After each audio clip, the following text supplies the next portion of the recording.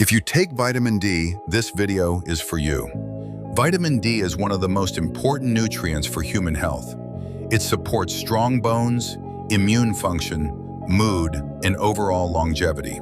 But there is a critical mistake millions of people make every single day without realizing it. They take vitamin D alone. And when vitamin D is taken without the right balance, it may create problems instead of benefits.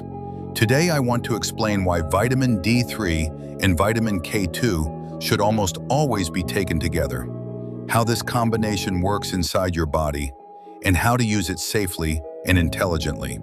This is not about fear, it is about precision. Let's start with the problem. Vitamin D deficiency is extremely common worldwide.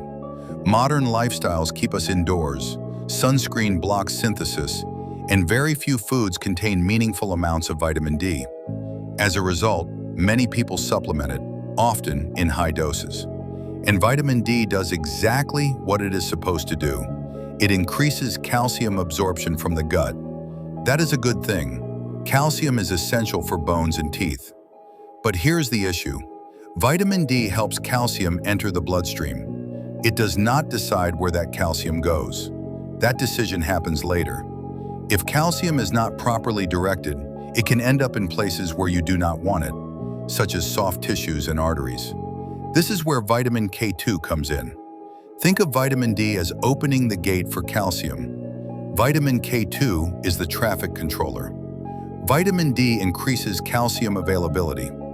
Vitamin K2 tells calcium where to go. Specifically, vitamin K2 activates proteins like osteocalcin and matrix GLA protein. These proteins guide calcium into bones and teeth and help prevent it from depositing in blood vessels. Without enough vitamin K2, those proteins remain inactive.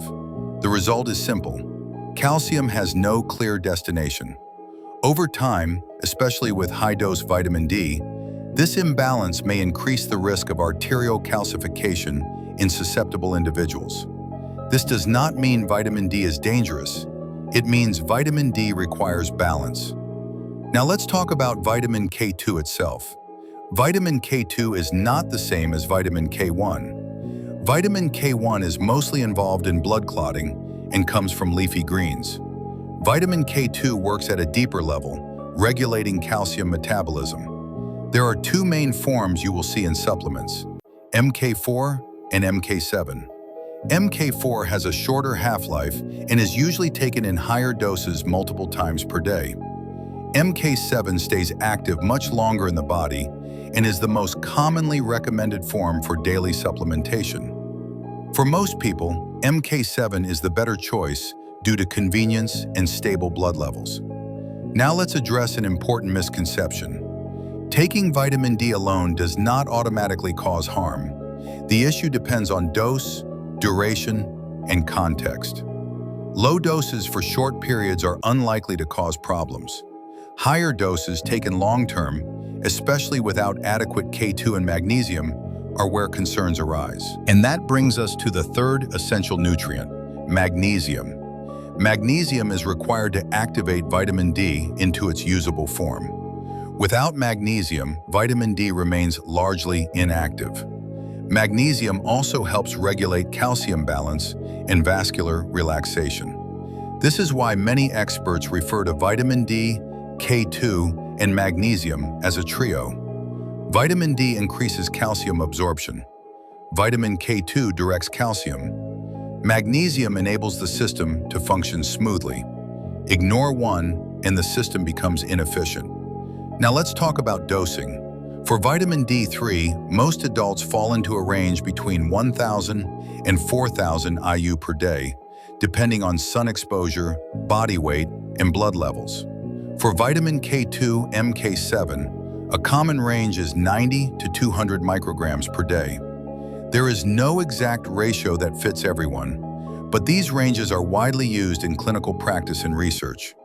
Magnesium intake typically ranges from 200 to 400 milligrams per day, preferably from well-absorbed forms like glycinate or malate. Timing also matters. Vitamin D is best taken with a meal that contains fat, since it is fat-soluble. Vitamin K2 can be taken at the same time. Magnesium is often better tolerated in the evening. Now let's talk about natural sources. Vitamin D comes from sunlight, fatty fish, and egg yolks. Vitamin K2 is found in fermented foods like natto, aged cheeses, and certain animal products. Magnesium is abundant in nuts, seeds, legumes, and leafy greens.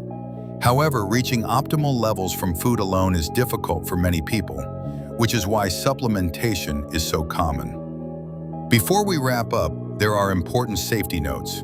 If you are on blood-thinning medication, vitamin K supplementation should be discussed with a healthcare professional. If you have kidney disease, calcium disorders, or are taking very high doses of vitamin D, medical guidance is essential. This is about intelligent use, not blind supplementation.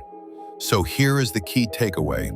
Vitamin D is powerful, but power without direction creates risk.